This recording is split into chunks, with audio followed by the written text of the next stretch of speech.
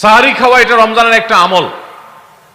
আপনি সারা বছর লাঞ্চ করেন, ডিনার করেন, দুপুরের খানা খান, রাতের খানা খান, সকালে ব্রেকফাস্ট নাস্তা করেন, কিন্তু এর কোনোটা ইবাদত হয় না, এর কারণে আপনি সওয়াব পাবেন না। কিন্তু রমজান মাসে ভোর রাতে ঘুম থেকে উঠে যে আপনি খাবার খাবেন, এই খাবার খাওয়ার জন্য যে উঠলেন এবং খাইলেন, এর কারণে আপনার অ্যাকাউন্টে আপনার আমলনামা আল্লাহ তাআলা সওয়াব জমা করে দিবেন, আপনি রিওয়ার্ড পাবেন, বিনিময় পাবেন। কেন? কারণ নবী করিম সাল্লাল্লাহু আলাইহি সাল্লাম বলেছেন, তাসাহহারু ফাইন্না ফিস সাহুরি বারাকাহ। তোমরা সাহারির খাবার খাবে ভোর রাতে, রোজার মাসে রোজা রাখতে গিয়ে সাহারির খাবার খাবে। কেন? কারণ সাহারির যে খানা, এই খানাতে আল্লাহ তাআলা বরকত রেখেছেন। এই খানা খাইলে তার জন্য আমাদের স্পিরিচুয়াল, আধ্যাত্মিক বিভিন্ন রকমের উপকারিতা আল্লাহ তাআলা এর মধ্যে নিহিত রেখেছেন। এর মধ্যে খাদ্য শক্তি আছে, আমাদের এনার্জি হবে শরীরে, রোজা রাখতে সহজ হবে। এর পাশাপাশি সাহারির খাবারে আলাদা একটা বরকত আছে, শেফা, বহুবিধ উপকারিতা আমাদের শরীরের, আমাদের মনের জন্য আল্লাহ তাআলা রেখেছেন। এই জন্য সাহারি খাওয়াটা আলাদা একটা ইবাদত। যদি আপনার সন্ধ্যা রাত্রে বেশি খাওয়া হয়ে যায়, সাহারিতে খানা খাওয়ার মতো মুড না থাকে, অন্তত এক ঢোক পানি, একটা খেজুর, সামান্য কিছু খেয়ে হলেও আপনি সাহারি খাবেন এবং তাতে আপনি সওয়াব পাবেন। কোনো কারণে যদি সাহারি খেতে না পারেন, রাতে উঠতে পারেন নাই, অ্যালার্ম বাজছে কিন্তু শুনেন নাই, উঠে দেখেন ফজরের আজান হয়ে গেছে, তাহলে ওই দিনের রোজা কি হবে নাকি হবে না? হবে। মাশাআল্লাহ, বগুড়া মানুষ মাসালা জানে, দেখা যায় রোজা হয়ে যাবে ইনশাআল্লাহ। কারণ এই সাহারি খাওয়াটা ফরজ না, ওয়াজিব না, এটা সুন্নাত। সুন্নাত ছুটে গেলে ইবাদত হয় না, ব্যাপারটা সেরকম না। 5 নম্বর আমল হলো, সাহারি তো খাবো ঠিক আছে, কিন্তু সেটা শেষ সময়ে খাওয়া, দেরিতে খাওয়া। সাহারি কি আগে খাবেন না শেষের দিকে খাবেন? শেষের দিকে। কেন? কারণ নবী করিম সাল্লাল্লাহু আলাইহি সাল্লাম বলেছেন, লা ইয়াজালুন নাসু বিখাইরিন মা আজ্জাল ফুতুর ওয়া আখারুস সাহুর।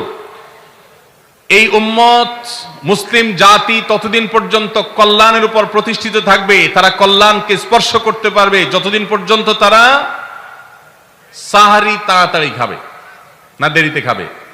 দেরিতে খাবে। আর ইফতার তাড়াতাড়ি করবে। তাহলে সাহারি দেরিতে খাওয়া হলো সুন্নাত। আমাদের দেশে গ্রামে অনেক মুরব্বীরা এখনো আছেন, রাত 12টা, 1টা, 2টা বাজে সাহারি খেয়ে শুয়ে থাকেন। তারা চিন্তা করেন পরে খাইতে গেলে আবার বর্ডার ক্রস হয়ে যায় কিনা, সীমা লঙ্ঘন হয়ে যায় কিনা, রিস্ক নেওয়ার দরকার কি, এই জন্য 12টার সময় খেয়ে রাখি। এটার কারণে সাহারি খাওয়ার সওয়াব পাবেন ঠিকই, কিন্তু দেরিতে সাহারি খাওয়ার যে সুন্নত, সেই সুন্নত আদায় হবে না। এই জন্য দেরিতে খাবেন। দেরিতে খাওয়ার মানে আবার এরকম দেরি না যে আপনি আর মুয়াজ্জিন সাহেব দুজন কম্পিটিশন করছেন, আপনার হাতে খাবারের প্লেট আর মুয়াজ্জিনের হাতে মাইক, আপনি আগে শেষ করেন আর মুয়াজ্জিন আগে আজান দিবে, কম্পিটিশন চলছে। এত দেরি করে একেবারে লাস্ট মিনিট পর্যন্ত খাওয়া সুন্নত নয়। কথা কি বুঝাতে পারছি? কয়েক মিনিটের গ্যাপ রেখে তারপরে খাবার শেষ করবেন। কারণ নবী করিম সাল্লাল্লাহু আলাইহি সাল্লাম সাহারি খেয়ে শেষ করে ফজর নামাজ শুরু করতেন, এর মধ্যে 50টা আয়াত পড়ার মতো গ্যাপ রাখতেন, অর্থাৎ প্রায় 10 মিনিটের মতো একটা গ্যাপ থাকতো। এই জন্য আমরা একটা গ্যাপ রেখে তারপর সাহারি শেষ করব। অর্থাৎ ফজরের আজান যদি হয় উদাহরণস্বরূপ 5টা 25-এ বা 30-এ, তাহলে আমরা 2-4 মিনিট আগে সাহারি খেয়ে শেষ করবো ইনশাআল্লাহ। তাহলে সাহারি দেরি করে খাওয়া, শেষের দিকে খাওয়াটা সুন্নত। আল্লাহ আমাদেরকে আমল করার তৌফিক দান করুন। রমজান মাসে সাহারির নামে একটা নতুন নাটক শুরু হয়েছে এদেশে, সেটার নাম হলো সাহারি পার্টি। আপনারা শুনেছেন? বিশেষ করে শহরের ছেলেফেলেরা, ইউ পোলাপান, তারা আজকাল ভোর রাতে বন্ধু বান্ধব সহ রেস্টুরেন্টে গিয়া সাহারি পার্টির আড্ডা বাইর করছে। শয়তানি এবং ফাইজলামির আর কোনো জায়গা নাই, সাহারির জন্য পার্টি বাইর করছে, তাও আবার ছেলে মেয়ে একসাথে মিলেমিশে।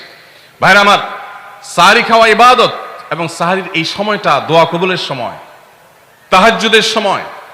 আল্লাহ তাআলা দুনিয়ার আকাশ থেকে ডেকে ডেকে বান্দাকে ক্ষমা করেন। এই সময়টাতে আড্ডাবাজি করা, এটা হতভাগা ছাড়া আর কারোর কোনো কাজ হতে পারে না।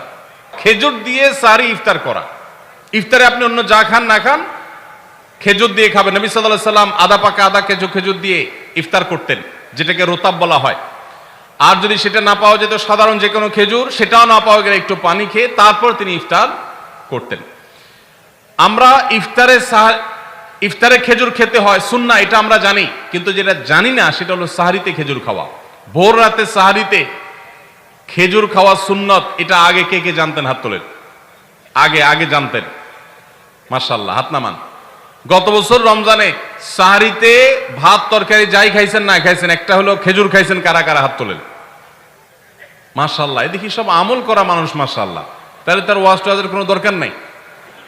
এত নলেজেবল মানুষ, এত আমলদার মানুষ যদি এলাকায় থাকে, তাহলে ওয়াজের দরকারটা কি? আল্লাহ আমাদের সবাইকে আমলের তৌফিক দান করুন। ভাইরা আমার, ইফতারে খেজুর খাওয়া যেমন সুন্নাত, সাহরিতেও খেজুর খাওয়া সুন্নাত, কিন্তু খেজুর খাওয়া কোনো ফরজ ওয়াজিব না। খেজুরের দাম বেশি হয়ে গেছে, আপনি কিনতে অপারগ। যদি একটা খেজুরও পুরো রমজানে না খান, আপনার রোজার কোনো অসুবিধা হবে। তবে নবী সাল্লাল্লাহু আলাইহি সাল্লাম যেহেতু ইফতার এবং সাহরিতে খেজুর খেতেন, আর খেজুরে প্রচুর পরিমাণ সুগার আছে, উপকারী, যেটা মানুষের স্বাস্থ্যের জন্য উপকারী, প্রচুর পরিমাণ এনার্জি আছে, খাদ্য শক্তি আছে, সারাদিন রোজা রেখে আমাদের যে সুগারের ঘাটতি হয় সেটা পূরণ করার জন্য সহায়ক হয়। এই জন্য সাহরি এবং ইফতারে খেজুর খাওয়া এমনিতেও উপকারী। আর নবী সাল্লাল্লাহু আলাইহি সাল্লামের সুন্নাত, তিনি বলেছেন, নি'মা সাহুরুল মুমিনি আত-তামার, ইমানদারের সাহারির আইটেমের মধ্যে সবচেয়ে বেস্ট, উত্তম হলো খেজুর। এজন্য অন্য যাই খান না খান, একটু হলো, এক পিস হলো খেজুর খাবেন, ইনশাআল্লাহ সুন্নাত আদায় করার নিয়তে খেলে এই খেজুর সুন্নাতটা আদায় হয়ে যাবে, আল্লাহ তাআলা তা চাহেন। তো 20 নম্বর রমজানের কর্মসূচি হলো ভোর রাতে দোয়া করা। কারণ সারা বছর ভোর রাতে তাহাজ্জুদের নামাজ পড়া বা দোয়া করার সুযোগ আমাদের হয় না, কিন্তু রমজানের সাহরি খেতে তো এমনি ওঠেন, অতএব এই টাইমে দোয়া কবুল হয়। 24 ঘন্টার ভিতরে দোয়া কবুলের সবচেয়ে মোক্ষম সুযোগ, সবচেয়ে আদর্শ সময় হলো এই তাহাজ্জুদের সময়টা। ভাইরা আমার, ঢাকার একটি বড় কোম্পানি, বাংলাদেশের সবচেয়ে বড় শিল্প প্রতিষ্ঠান বললে ভুল হয়তো হবে না, অন্তত এটুকু বলা যায় যে প্রথম 3-4টি বড় প্রতিষ্ঠানের একটি। এরকম একটা প্রতিষ্ঠানের একজন কর্মকর্তা বছর 2-3 আগে আমার সাথে হঠাৎ দেখা, তিনি আমাকে দেখে বেশ আবেগ আপ্লুত হলেন এবং অনেকটা জড়িয়ে ধরলেন এবং বললেন, ভাই, আপনার একটি আলোচনা থেকে আমার জীবনের ভিতরে এমন এক পরিবর্তন আসছে যেটা অকল্পনীয়, অভাবনীয়। একটু কৌতূহল হয়ে জানতে চাইলাম কোনটা সেটা। তখন তিনি বললেন, ভাই, আমার জীবনে এমন একটা রোগ হয়েছে, যেই রোগ ট্রিটমেন্ট করার জন্য দেশে বিদেশে বিভিন্ন জায়গায় গিয়েছি, কোনো চিকিৎসা এর আমি পাই নাই। শেষ পর্যন্ত আশাহত হয়ে চাকরি ছেড়ে দিয়ে, শহর ছেড়ে দিয়ে গ্রামে গিয়ে বসবাস করা শুরু করছি এবং মৃত্যুর জন্য অপেক্ষা করছি। এর মধ্যে আপনার একটা আলোচনার ক্লিপ আমার চোখের সামনে আসলো সোশ্যাল মিডিয়ায়, তো এটা শুনলাম। সে আলোচনাটা ছিল, আল্লাহর কাছ থেকে অসাধ্য সাধন করার সময় হলো ভোর রাত তাহাজ্জুদের সময়। আমি এই আলোচনা পুরোটা শোনার পর ওই রাতেই আমি ঘুম থেকে উঠে ভোর রাতে তাহাজ্জুদ পড়ে আল্লাহর কাছে বুক ভাসিয়ে মন ভরে কাঁদলাম, দোয়া করলাম। ওই ভাই বললেন যে আমি এত দোয়া করলাম, দোয়া করতে করতে দীর্ঘ সময় আমি পরিতৃপ্ত হলাম, আমার দোয়া শেষ হয়ে গেল। এরপর দোয়া করে শেষ করার পর ফজর নামাজের সময় হয়ে গেছে, আমার ফিল হলো, অনুভব হলো যে আমার শরীরে আর কোনো রোগবালাই এখন মনে হয় নাই। এবং তিনি গত 2 দিন আগেও তার সাথে আমি দেখা করলাম ঢাকায়, গতকালকে দেখা করলাম, 2 দিন আগে না, মাত্র 1 দিন আগে দেখা করলাম। তিনি এখন সুস্থ সবল হয়ে আবার তার চাকরিতে ফিরে গিয়ে স্বপদে স্বমহিমায় আছেন। তিনি এক সহকর্মীকে ডেকে আমার সামনে বলছেন, এই তোমরা বলো তো, আমি আগে শারীরিকভাবে বেশি ফিট ছিলাম নাকি এখন বেশি ফিট? তখন তার সহকর্মী আমার সামনে বলছে, স্যার, আপনি আগে অনেক বেশি রাগারাগি করতেন, আপনি হট মেজাজি ছিলেন, অনেক বেশি অসুস্থ হয়ে যেতেন কিছু হলেই, কিন্তু এখন আপনি সে আগের সময়ের তুলনায় অনেক বেশি সুস্থ এবং ফিট।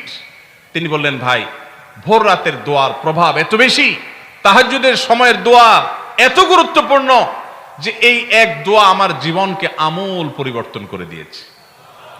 এই জন্য ভাইরা, রমজান মাসে বিশেষ করে যখন তাহাজ্জুদের সময় সাহরি খেতে যখন উঠবেন, সাহরি খাওয়ার পর 10টা মিনিট সময় হাতে রাখেন, বা সাহরি খাওয়ার আগে 10টা মিনিট একটু আগে উঠেন, উঠে ওযু করে 2 রাকাত 4 রাকাত নামাজ পড়ে, বা নামাজ পড়ার সময় না থাকলে অন্তত কেবলামুখী হয়ে 2টা হাত তুলে আল্লাহর কাছে একটু চান। নবীজি সাল্লাল্লাহু আলাইহি সাল্লাম বলেছেন, রাতের শেষ প্রহর যখন হয়, দুনিয়ার আসমানে নেমে এসে আল্লাহ বান্দাদেরকে ডেকে ডেকে তাদের প্রত্যেকটা চাওয়া পূরণ করে দেন। এই জন্য ভাইরা, রমজান মাসে সাহরির সময় দোয়া কবুল হয়।